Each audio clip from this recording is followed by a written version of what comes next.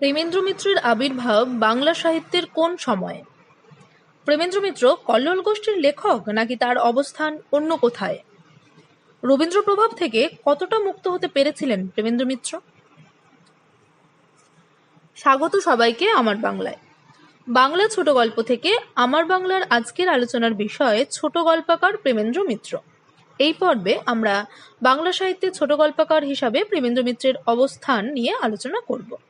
আলোচনাটি শেষ পর্যন্ত শোনো, ভালো লাগলে লাইক করো, কোনো বক্তব্য থাকলে কমেন্টে জানাও এবং বাংলা সাহিত্য ও ইউজিসি নেট বাংলা সংক্রান্ত যে কোনো আলোচনার জন্য সাবস্ক্রাইব করে রাখো আমার বাংলা চ্যানেলটা।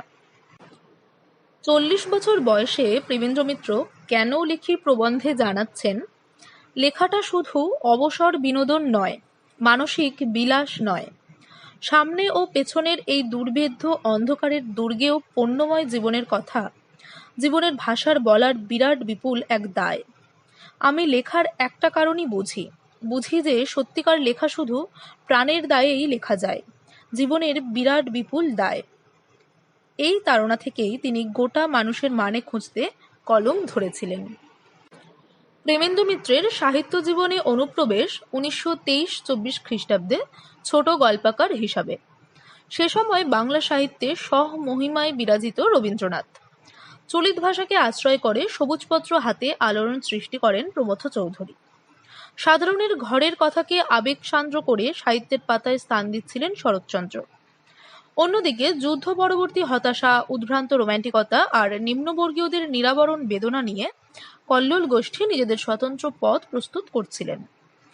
এই আবহে অচিন বুদ্ধ প্রেমেন এই তকমা নিয়ে কল্লোল গোষ্ঠীর ত্রয়ী অগ্রগামীর অন্যতম লেখক হিসাবে কলম হাতে আবির্ভূত হলেন প্রেমেন্দ্র মিত্র। যদিও প্রেমেন্দ্র মিত্রের প্রথম 2 গল্প বেরিয়েছিল প্রবাসীতে, মেজবাড়ির মালপত্র ও কাগজের বান্ডিলের মধ্যে আবিষ্কার করা হলো একটা পোস্টকার্ড, চিঠি। বৌমার আজও জ্বর এসেছে, দেখতে দেখতে 2 মাস হয়ে গেল। চিঠি পড়ে কি মনে হলো, সেই রাতেই 2টো গল্প লিখে পাঠিয়ে দিলেন প্রবাসীর ঠিকানায়।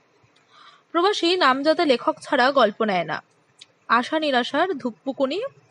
হঠাৎই এক বন্ধু খবর দিলেন, এ মাসের প্রবাসীতে প্রকাশিত একটা গল্পের লেখকের নাম হুবহু তোমার যা তাই। প্রবাসীতে পরপর 2 মাসের 2 গল্প, শুধু কেরানি আর গোপনচারিণী। এরপর বন্ধু অচিন্ত কুমার সেনগুপ্ত জানালেন, কল্লোল নামে সাহিত্য পত্রিকায় শুধু কেরানি গল্প নিয়ে 12 পাতার প্রশংসাপত্র বেরিয়েছে, গোপনচারিণী নিয়ে 4 পাতা। এই পত্রিকার বয়স 2, অথচ সেখানে চাঁদের হাট। ক্রমে আলাপ হলো কল্লোল পত্রিকার 2 সম্পাদক শৈলজানন্দ, কাজী নজরুল প্রমুখের সঙ্গে। জানা গেল প্রেমেন শুধু গল্প নয়, কবিতাতেও হাত পাকা। সেই শুরু হয়ে গেল পথ চলা। কল্লোলে প্রকাশিত প্রথম গল্প সংক্রান্তি 1331 শ্রাবণ সংখ্যায় প্রকাশিত হয়েছিল। প্রেমেন্দ্র মিত্রের সাহিত্য ভাণ্ডার ভরা আছে 20টি কাব্যগ্রন্থ, 54টি উপন্যাস, 62টি কিশোর কথা সাহিত্য, 17টি গোয়েন্দা উপন্যাস, 7টি প্রবন্ধ, 7টি নাটক, 6টি অনুবাদ গ্রন্থ এবং 28টি গল্প গ্রন্থে নিয়ে, যার মধ্যে বেনামি বন্দর, পুতুল ও প্রতিমা, মৃত্তিকা, অফুরন্ত, মহানগর, নিশীথ নগরী, ধূলি ধূসর, কুড়িয়ে ছড়িয়ে, সামনে চড়াই, সপ্তপতি ইত্যাদি বেশ উল্লেখযোগ্য। এখন দেখে নিই গল্পকার প্রেমেন্দ্র মিত্রের গল্পের কোন বৈশিষ্ট্যগুলি প্রকাশ পেয়েছে। বাংলা সাহিত্যক্ষেত্রে আবির্ভাবকালে প্রেমেন্দ্র মিত্র এবং যুবনাশ্য লক্ষ্য ছিল প্রায় একই। যুবনাশ্য পটলডাঙ্গার পাঁচালীতে যাদের কথা বলেছিলেন, প্রেমেন্দ্র মিত্র বলেছিলেন ফুটপাথে নাটকে।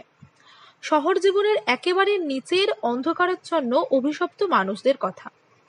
এদের নিয়ে ফুটপাতে লেখার পর লিখেছিলেন পাক উপন্যাসও। পাক উপন্যাসটি শ্রীমিত্রের সাহিত্যিক প্রতিষ্ঠার পর প্রকাশিত হলেও ফুটপাতে নাটকটি এখনও গ্রন্থাগারে প্রকাশিত হয়নি এবং একসময় সদর্পে আমি কবি যত ইতরের ঘোষণা করেও মুখ ফিরিয়েছিলেন তাদের থেকে। প্রেমেন্দ্র মিত্র উপলব্ধি করতে পেরেছিলেন সমাজে মধ্যবিত্ত শ্রেণীর প্রাধান্য এবং এই সারস্বত সমাজ প্রসন্ন দৃষ্টিতে নিম্নবিত্ত শ্রেণীর প্রতি আগ্রহ নয়।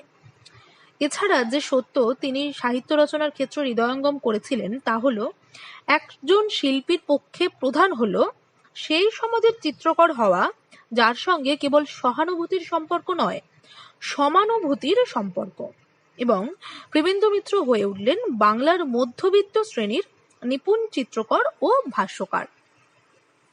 তবে একথাও উল্লেখযোগ্য যে একসময় আবেগের বশে ইতরের কবি হওয়া ঘোষণা করলেও প্রথম থেকেই তার কঠিন ও প্রশস্ত জীবনবোধের ওপর সাহিত্যসৌধ গড়ে তোলার প্রয়াস লক্ষ্য করা গিয়েছিল, এবং প্রেমেন্দ্র মিত্রের ছোট গল্পে অনুপস্থিত থেকে গেছে উচ্চবিত্ত শ্রেণী, তাৎপর্যহীনভাবে অগ্রাহ্যই করেছেন তাদের, আর মধ্যবিত্ত সমাজের স্বাদ ও সাধ্যের দ্বন্দ্বই হয়ে উঠেছে তার গল্পের উপজীব্য বিষয়।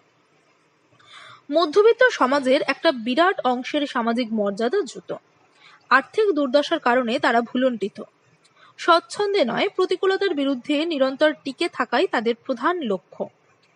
সামন্ততন্ত্রের বিলোপে ধনতান্ত্রিক পৃথিবীতে সার্বিক সংকটের প্রসব মূল্যবোধের বিপর্যয়, ব্যর্থতা, হতাশা, গ্লানিতে অবশ মধ্যবিত্তের মন।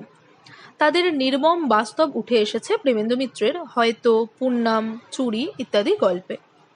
20 শতকের মানুষ হিসাবে একরাত্রি গল্পে বলছেন, এ যুগে আমরা সবাই অল্প বিস্তর অভিশপ্ত, পতিত। আমাদের আকাশ শূন্য হয়ে গেছে, পৃথিবী যান্ত্রিক প্রাত্যহিকতায় কঠিন। পৃথিবীর যে দিকটা আলোকিত সেদিকটা যেমন সত্য, অপরদিকের অন্ধকারাচ্ছন্ন দিকটাও সমান সত্য। সমাজের ক্ষেত্রেও সে কথা একইভাবেই প্রযোজ্য।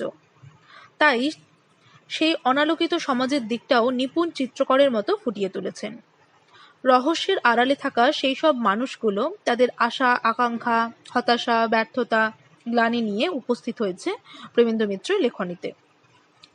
একটি রাত্রি, সংসার সীমান্তে কিংবা পয়লা চোরের কেচ্ছা তারই নিদর্শন।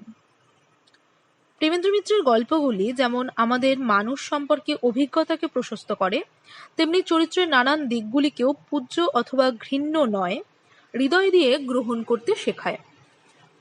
গোটা মানুষের মানে চাই, এই দাবি নিয়ে তিনি আলো ফেলেন মধ্যবিত্তের চেতনে অবচেতনে। বৈজ্ঞানিক দৃষ্টি দিয়ে মনের ভেতরকার সমস্ত বোধবৃত্তিগুলির চরিত্র নিয়ে পরীক্ষা করেন। তাই তার অধিকাংশ গল্পেই পাঠকের মানুষের সম্পর্কে প্রাথমিক অভিজ্ঞতার সঙ্গে অন্তিম অভিজ্ঞতার অসঙ্গতি চোখে পড়ে।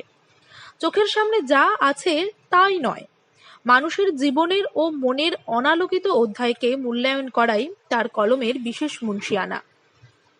সাগর সঙ্গমের দাক্ষায়ণী, স্টোভের বাসন্তী কিংবা অনাবশ্যকের স্বর্ণময়ী এই গোত্রেরই অন্তর্ভুক্ত। শেষ মুহূর্তে তাক লাগিয়ে চমক সৃষ্টি করার কৌশল তিনি পছন্দ করতেন না। পেঁয়াজের খোসার মতো কুহকের অন্ধকার থেকে তার বক্তব্যকে উন্মোচন করতেন ধীরে ধীরে। এজন্যই তার অধিকাংশ গল্পের শুরু সন্ধ্যা বা রাত্রিবেলা। এই সেই জীবনের প্রকৃত স্বরূপ যা কুহক ভরা, ক্রমে ক্রমে তা উন্মোচিত হবে। তাই শ্রীমিত্রের গল্পের চমক থাকলেও আকস্মিকতা নেই। মূলত পরিসমাপ্তির অনেক আগেই অধিকাংশ সময়ে পাঠকের অজ্ঞাতেই প্রেমেন্দ্র মিত্র শুরু করেন অন্তিম চমকের জন্য। সযত্ন প্রস্তুতি শুরুতে বোঝা না গেলেও গল্পের শেষে চমকের আঘাতে সচেতন হয়ে পাঠককে ফের পেছন দিকে তাকাতে হয়।